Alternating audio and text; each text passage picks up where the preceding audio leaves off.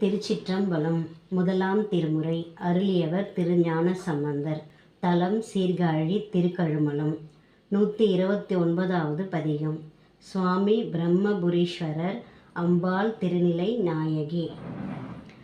தானானா தன தானா தானானா தானானா தன தானானா சேவுயரும் தின்கொடியான் திருவடியை சரணென்று சிறந்த அன்பாய் நாவியலும் மங்கையொடு நான் முகந்தான் வழிபட்ட நலங்கொள் கோயில்